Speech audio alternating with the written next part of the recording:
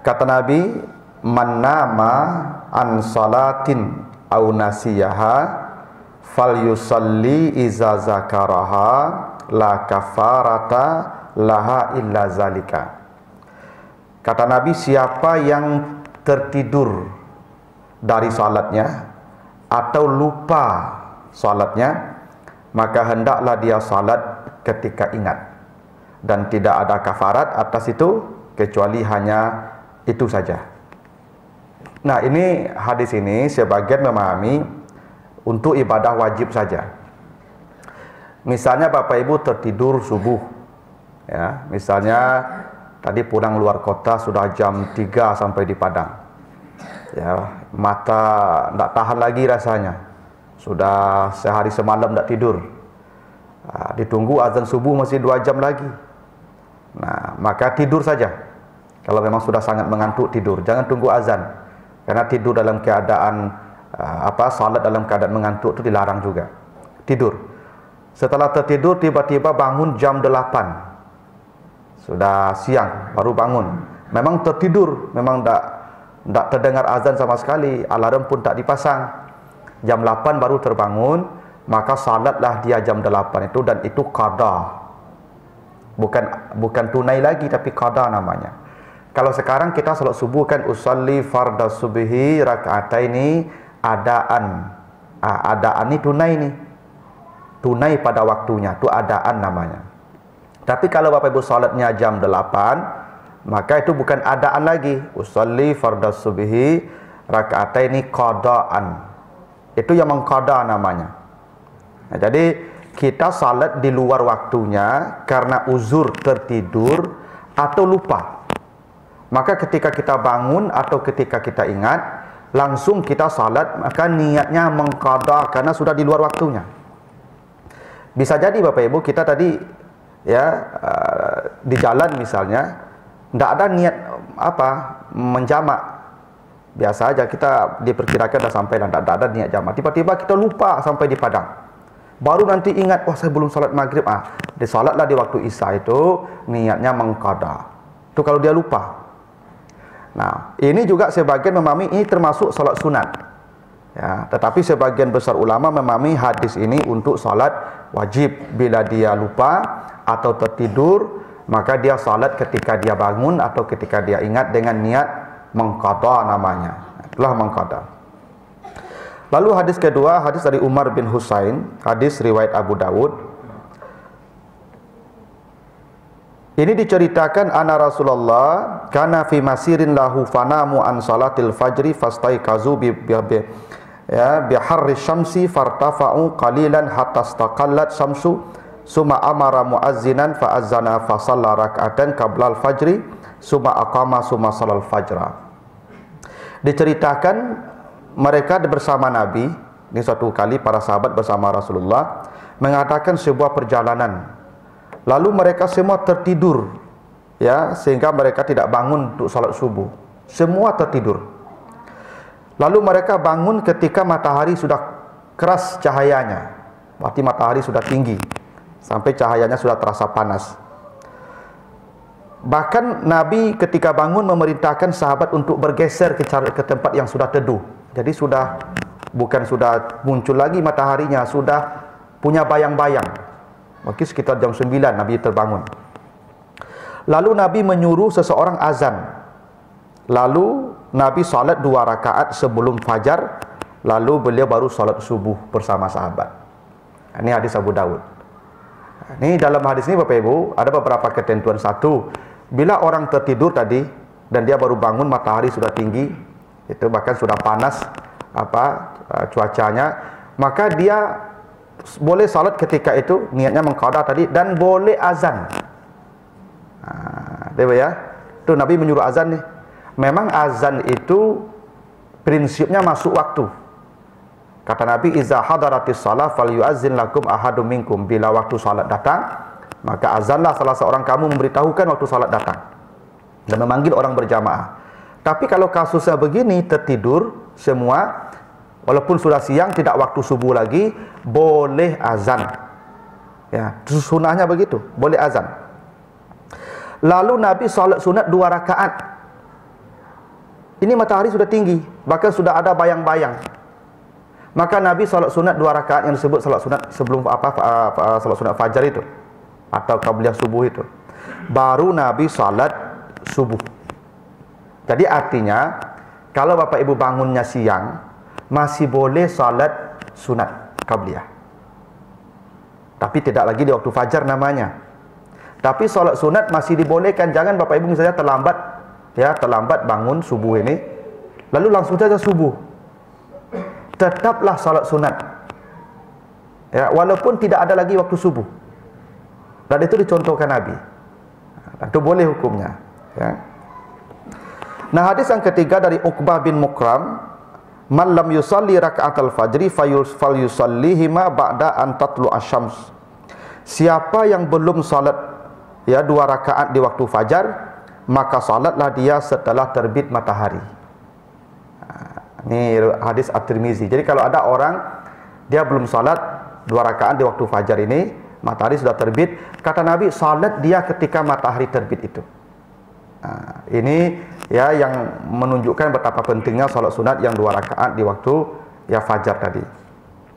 Nah, hadis yang keempat, dan ini hadis yang menjadi dasar pembolehan mengqada salat itu. Ini diceritakan dari Yahya bin Sa'id tentang ayahnya yang pergi bersama Nabi. Dia bercerita, kharaja ila subhi fawajadan Nabi wa sallam fi subhi wa lam yakun raka'atal fajri fa sallama an Nabi summa qama hina faraga minas subhi faraka'a raka'atal fajri fa marra bihi Nabi wa qala ma hadhihi shalah fa akhbarahu fa sakata Nabi sallallahu alaihi wasallam wa masa wa lam yakul syai'an.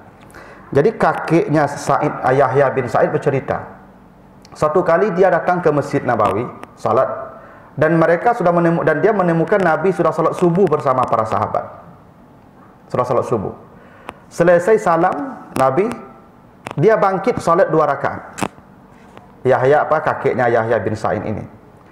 Setelah dia salat 2 rakaat itu, Nabi bertanya, "Apa salatmu ini?" Karena sudah salat subuh, sudah selesai. "Kamu mengerjakan apa salat ini 2 rakaat?" kata Nabi kepada kakeknya Yahya bin Sa'id. Kata dia, "Saya salat 2 rakaat fajar. Karena saya tadi tidak sempat melakukannya karena saya sampai di sini sudah takbiratul ihram." Maka Nabi berlalu tanpa berkomentar sedikit pun. Nah, ini disebut hadis takriri. Nabi tidak melarang, tidak juga menyuruhkan. Ada sahabat melakukan satu amal, Nabi diam. Maka diamnya Nabi itu adalah persetujuan. Dipahami persetujuan. Maka kalau Nabi melihat satu kasus dan Nabi diam tidak mencegah, berarti Nabi setuju. Walaupun Nabi tidak menyuruh. Beda kalau hadisnya qauli, disuruh, atau hadisnya fi'li, dicontohkan, disuruh itu. Tapi ini hadisnya takriri. Nabi bertanya, "Apa yang kau kerjakan?" "Saya salat 2 rakaat fajar." Kata Nabi, Nabi lewat saja. Tidak ada menegur, tidak ada melarang, tidak ada juga menyuruh. Inilah yang menjadi dasar bolehnya orang-orang tertentu mengqada salat 2 rakaat sebelum fajar. Dengan catatan, memang orang ini rutin melakukannya. Ada catatannya. Ini Yahya bin Sa'id ini kakeknya biasanya selalu melakukan salat 2 rakaat di waktu fajar. Jadi kalau ada Bapak Ibu nanti biasa melakukan salat 2 rakaat di waktu fajar, tiba-tiba sekarang terlambat datang, Pak. Kita sudah iqamat ini, Bapak dah baru datang. Habis assalamualaikum, Bapak langsung salat 2 rakaat. Boleh mengqada yang tadi. Itu hadisnya sahih itu, Pak. Jam panjang lo cari apa besok. Lain lo ajaran kini kan. Karena ini memang jarang tampak, Pak, dan memang tidak biasa. Karena orang lazimnya memilih hadis tidak ada boleh lagi salat sunat setelah salat subuh dan setelah salat asar. Memang itu hadis umum. Haram salat sunat setelah subuh dan setelah asar. Tapi kasus bagi orang yang biasa melakukan salat sunat qabliyah yang subuh, dia sekarang tidak sempat melakukannya karena terlambat datang, maka setelah salam dia boleh salat 2 rakaat mengqada namanya. Itu dasarnya hadis yang disampaikan dari Yahya bin Sa'id, hadis riwayat Ahmad. Itu boleh, Bapak Ibu.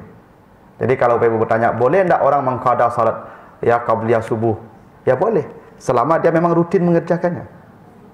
Ya. Tapi kalau dia musafir, dia tidak perlu melakukannya.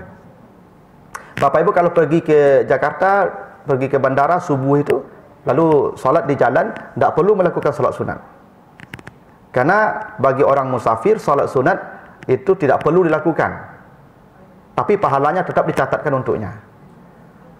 Jangan Bapak Ibu nanti singgah di masjid, misalnya di Baitur Rahmah, mau ke bandara tu solat sunatnya 2 rakaat, tidak perlu. Langsung saja solat subuh. Dan tidak perlu juga berjamaah, Pak. Bapak solat saja sendiri. Ya, karena berjamaah pun tidak berjamaah pun pahalanya tetap sama. Ya, bagi yang musafir ya. Jadi Bapak Ibu tidak perlu berjamaah juga solatnya di jalan itu. Sendiri saja. Yang sunat tidak perlu dikerjakan juga. Pahalanya tetap. Ini bagi yang mukim. Dan dia terlambat. Tapi dia selalu mengerjakan 2 rakaat di waktu fajar ini. Kebetulan ketika dia sedang ke masjid, orang sudah mulai takbiratul ihram. Maka dia setelah subuh boleh mengqadanya. Boleh. Ya, 2 rakaat. Gitu. Itu jawabannya Pak Ibu. Kalau ditanya, boleh tidak orang mengqada salat qabliyah subuh, setelah salat subuh itu boleh. Tapi lain daripada itu tidak boleh salat sunat. Jadi ada hadisnya, hadis takriri namanya. Nabi tidak melarang, tidak pula menyuruh. Tapi kalau ada orang begitu, Nabi berlalu saja dan diam. Gitu. Nah, yang kedua, bagaimana ibu-ibu menutup mukenah sampai ke bagian kening. Ini hadis dari Ibnu Abbas, hadis riwayat Bukhari Muslim. Ya, dia bercerita, umirtu an asjuda ala sab'ati a'zum alal jabha wa asyara bi yadihi ala anfihi wal yadan wa rukbatan wa atrafil qadaman wala nakfita asyab wasyi'ra. Ibnu Abbas bercerita, Nabi memerintahkan saya untuk sujud di atas 7 tulang. Jadi wajib hukumnya sujud ya di atas 7 tulang. Artinya ada 7 anggota yang wajib menyentuh lantai secara langsung. Ya, secara langsung menyentuh lantai. Pertama jabha. Jabha itu jidat, kening. Mana batas jabha? Mulai batas tumbuh rambut yang normal sampai alis. Ini jabha namanya, Pak. Jadi kalau Bapak Ibu yang kepalanya sudah mulai hilang rambutnya, sampai sini saja, Pak. Jangan Bapak begitu pula ke bawah kepalanya ya. Batas tumbuh rambut yang normal sampai kening itu wajib menyentuh lantai. Jadi ibu kalau pakai mukena memang harus ditarik sampai batas rambut tumbuh. Ya. Kalau ibu tarik ke paruh ke keningnya, tidak sah sujudnya. Kalau tidak sah sujudnya, tidak sah salatnya. Karena sujud itu rukun salat.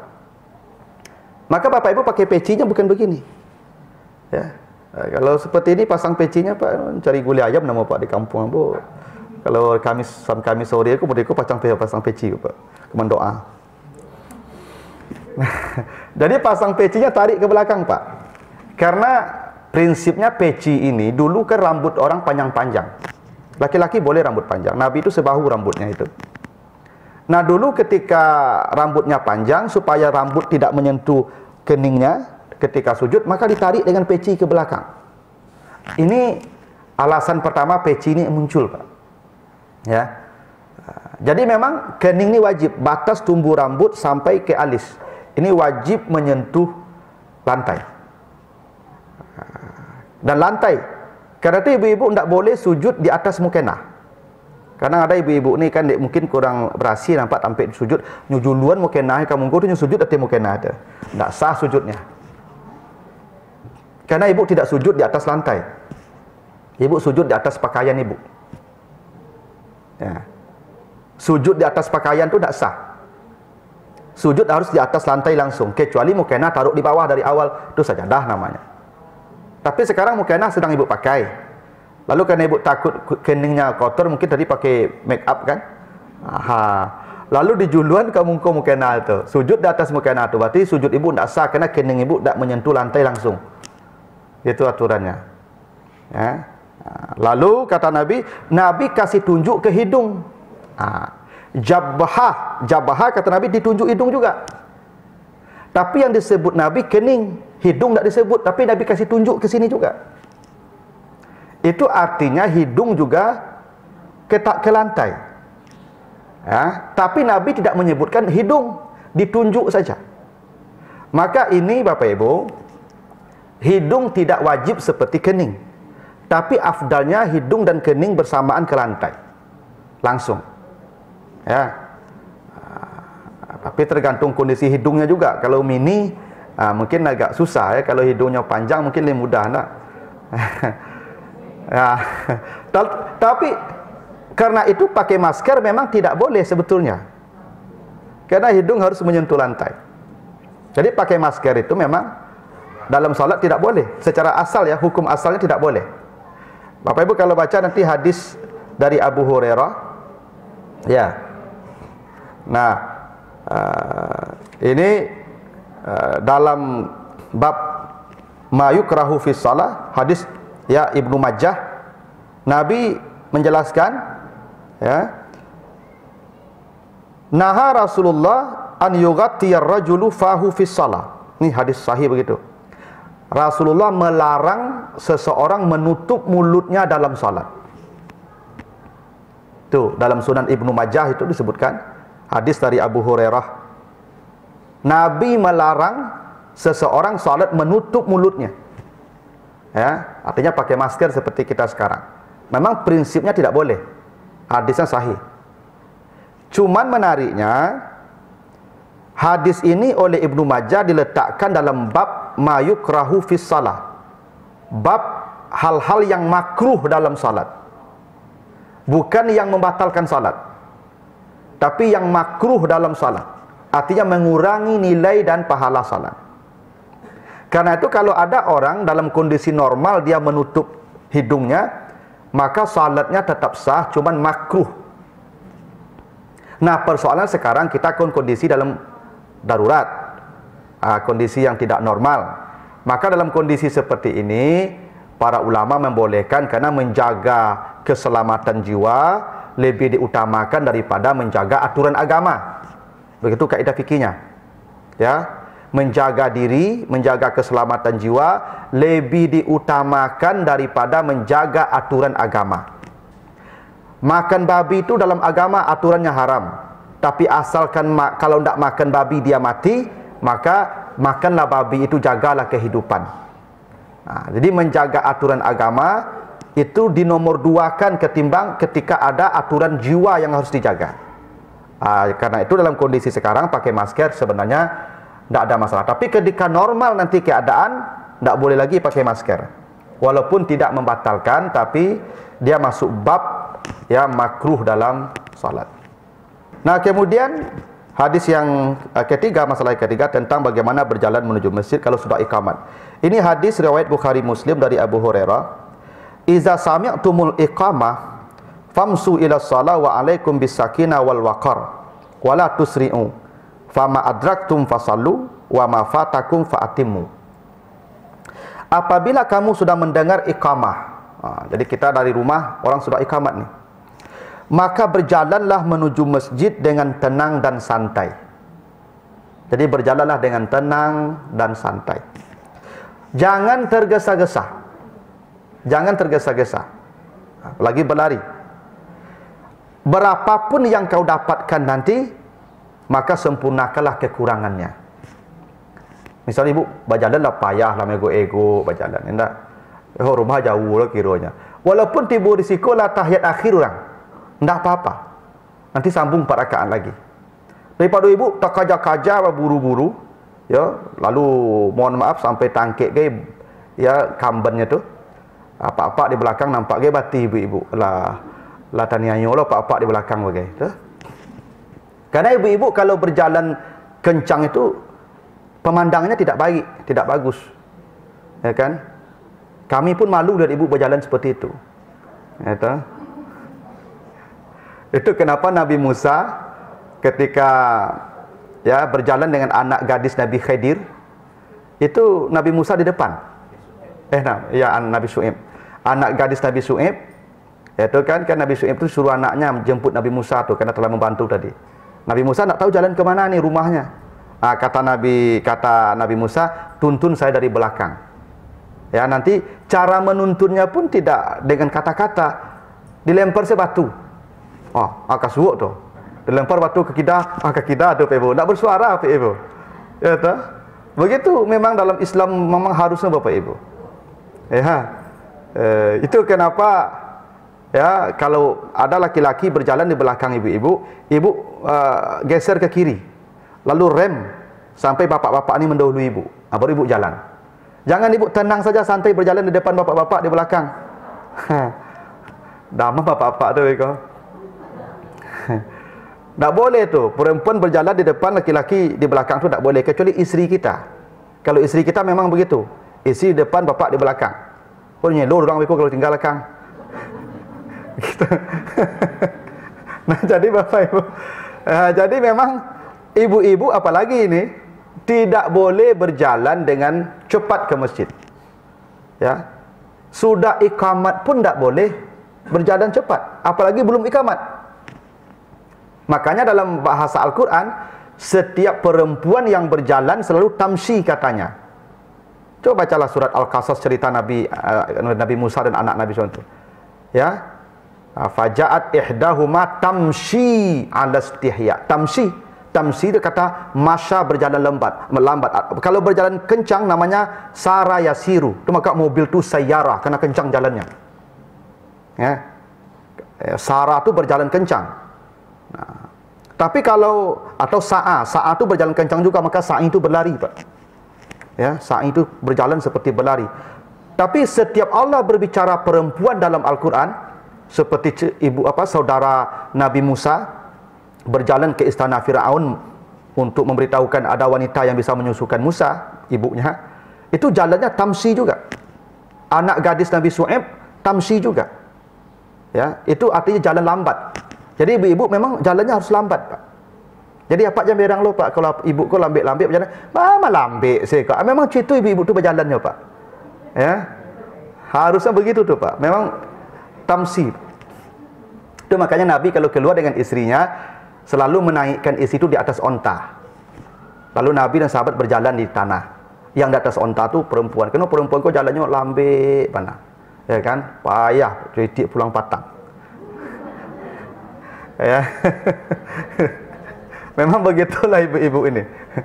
Nah, berjalan normal saja, biasa saja, tidak boleh cepat.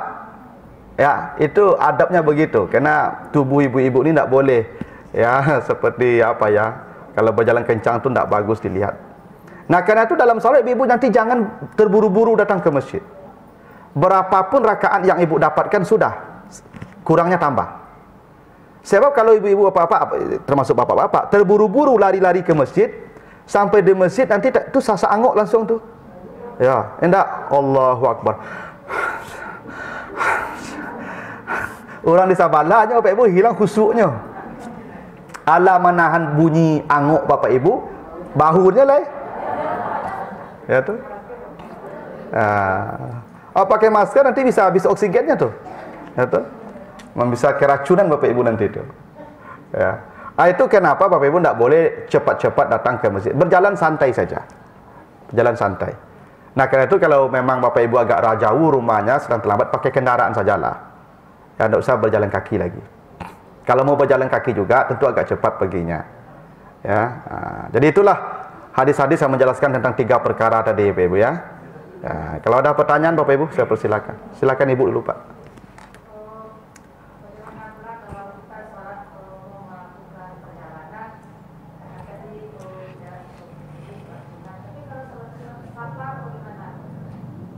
Ya, itu biasanya Nabi sebelum berangkat, masih di rumah. Nabi kalau mau berjalan keluar rumah, salat 2 rakaat.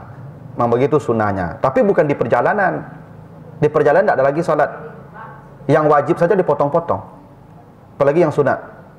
Tapi mau berangkat boleh. Mau turun rumah tu boleh salat 2 rakaat. Ya, itu boleh. Dan Nabi mencontohkan itu. Salat safar namanya, sunat safar. Tapi yang sudah mulai perjalanan, jangan salat sunat lagi. Ada sebagian ibu-ibu ni kini perjalanan sama-sama naik bus misalnya, berhenti di jalan. Ya lama para ibu-ibu, kau cuma sunat dulu. Itu untuk apa ibu salat sunat lagi? Sedangkan yang wajib saja 4 suruh potong jadi 2. Kita mau tergesa-gesa, mau cepat, itu salat sunat itu sama-sama di jalan. Itu kan kurang pengana namu itu. Allah sudah jamin pahalanya tidak dikurangi. Pahalanya tetap. Kalau kita safar, apapun amal yang biasa kita lakukan ketika mukim tetap dicatatkan pahalanya. Lalu apalagi kita mau sholat sunat. Gitu. Tidak berjamaah pun boleh Bapak Ibu, tidak berjamaah. Tidak ada masalah. Ya. Karena jamaah itu wajib bagi mukim saja. Bahkan Jumat pun boleh tidak Jumat. Bapak-bapak kalau pergi berjalan keluar dari negerinya, boleh tidak sholat Jumat itu sampai pulang. Misalnya cari cucu ke Jakarta, seminggu, 2 minggu, sebulan, tidak usah sholat Jumat di sana. Zuhur sajalah, jamak kasar selama sebulan tu, boleh? Boleh. Oh, tidak lama perasaan boleh tinggal sudut masjid, aku tidak lama apa dah? Kalau tidak lama kan tidak jadi hukum loh Pak. Ini hukumnya kan boleh atau tidak, boleh. Ya. Tapi kalau tidak lama perasaan, apa dah? Nah itu. Begitu. Silakan Bapak.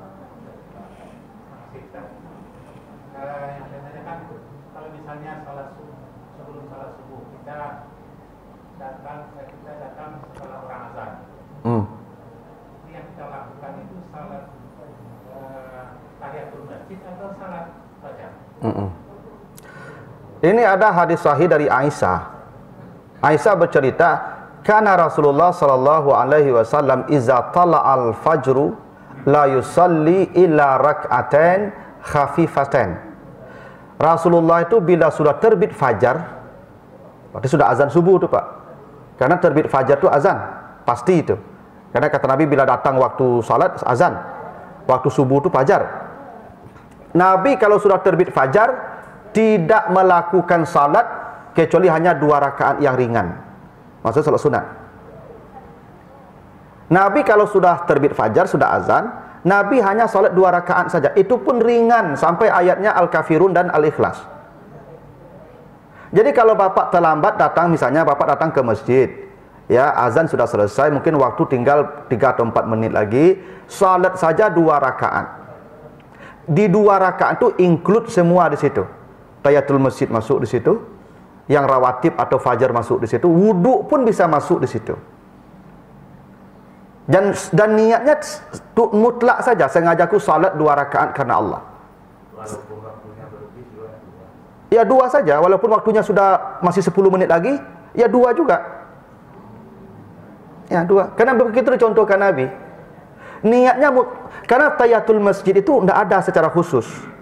Perintah Nabi terkait tahiyatul masjid itu, iza dakhala ahadukum fil masjid fala yaqudanna hatta yarka' raka'atan. Apabila kamu masuk masjid, jangan duduk kecuali salat 2 rakaat. Kan itu salat 2 rakaat. Kan perintah Nabi tadi jangan duduk sebelum salat 2 rakaat. Itu kan sudah 2 rakaat. Masuklah tahiyatul masjid di situ. Yang fajarnya masuk juga di situ. 2 rakaat yang dikerjakan di waktu fajar. Nabi tidak menyebut salat fajar. 2 rakaat yang dikerjakan di waktu fajar, masuk juga di situ. Wudu masuk juga di situ. Karena kata bila saya habis wudu, 2 rakaat salat masuk juga di situ. Niatnya umum saja, sengajaku salat karena Allah, 2 rakaat. Sudah selesai. Tidak perlu pula Bapak pikirkan 3 tu langsung. Sengajaku salat sunat tahiyatul masjid plus fajar plus wudu. Bila kata takbiratul ihram itu panjang mana niatnya tu mah. Salat sunat itu mutlak saja. Sama puasa sunat. Puasa sunat itu niatnya mutlak saja. Kebetulan kemarin itu misalnya Asyura pas hari Senin atau hari Kamis kemarin Asyura. Niat saja sengajaku puasa karena Allah. Masuk Senin, masuk Asyura. Tidak perlu Ibu sengajaku puasa Asyura dan Senin. Tidak perlu. Puasa saja. Karena salat ibadah sunat itu niatnya mutlak. Nabi datang ke Aisyah. Ini cerita Aisyah. Lalu Aisyah berkata, ya Rasulullah, qad uhdiya ilayya his. Ya Rasulullah, tadi saya Nabi bertanya kepada Aisyah, hal indakunna syai', ada tidak sesuatu yang akan dimakan? Kata Aisyah, tidak ada ya Rasulullah, ambo tidak masak lah. Tidak ada yang akan dimakan di rumah. Apa kata Nabi? Izan inni shaimun, saya berpuasa. Tidak ada disebutkan puasa apanya, saya berpuasa. Tidak ada Nabi, saya sengajaku berpuasa karena sambal tidak ada. Tidak ada apa ya? Tidak perlu niatnya begitu. Sengaja aku puasa Senin, tidak perlu juga. Puasa saja. Kalau yang wajib, mesti ta'yin. sengajaku puasa qadha, sengajaku puasa nazar, sengajaku puasa Ramadan, memang jelas. Kalau enggak, nanti enggak bisa, enggak sah dia. Salat juga begitu, sengajaku salat subuh, sengajaku salat zuhur, sengajaku salat asar, memang jelas ta'yin namanya. Kalau enggak ta'yin, dia enggak sah ibadah wajib. Yang sunat mutlak saja. Jadi Bapak nanti kalau datang, sudah azan, cukup 2 rakaat saja Pak. Itu contoh dari Nabi. Bahkan ayatnya Al-Kafirun dan Al-Ikhlas. Nah, cuman kalau Bapak mau 4 juga tidak dilarang. Kalau tanya dilarangkah? Tidak. Cuman dari Nabi dicontohkan 2 saja. Begitu Pak. Ya. Silakan Ibu.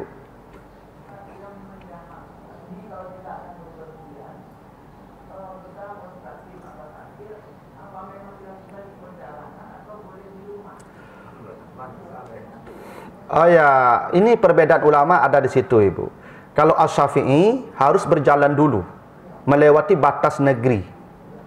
Ya, misalnya Bapak Ibu kalau pergi misalnya ke Bukit Tinggi harus lewat batas kota dulu. Kalau mau ke Muara Labu misalnya kan harus lewat apa dulu nih, Indaruang. Batas pendakian panorama tuh, baru boleh di situ. Itu pendapat Asy-Syafi'i. Karena itu sudah memastikan orang itu berjalan. Ya.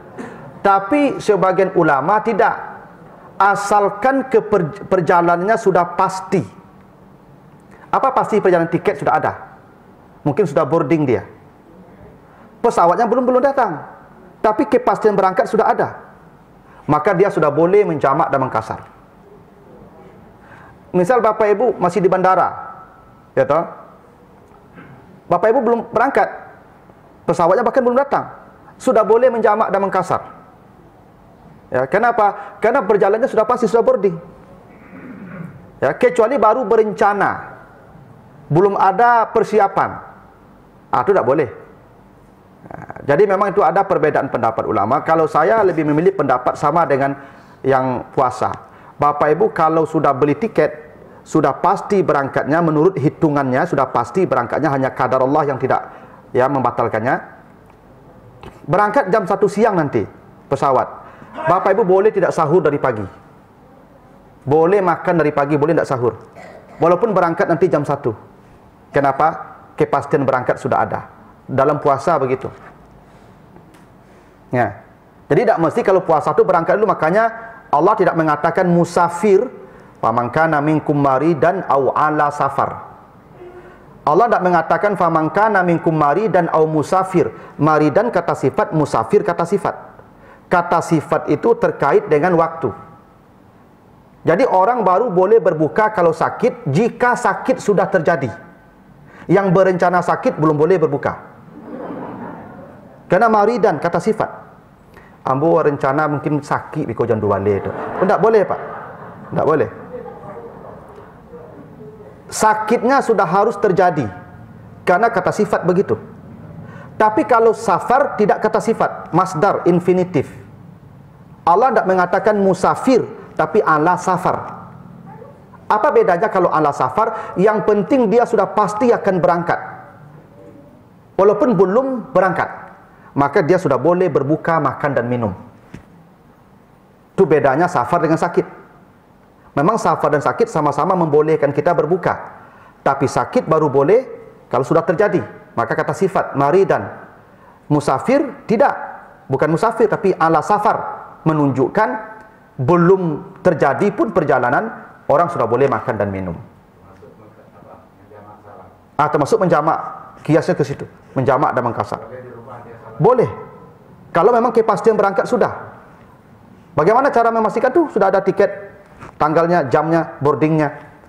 Hanya apa saja kejadian-kejadian yang di luar jangkauan kita saja yang bisa membatalkan itu. Tapi kalau tiket belum ada, belum boleh.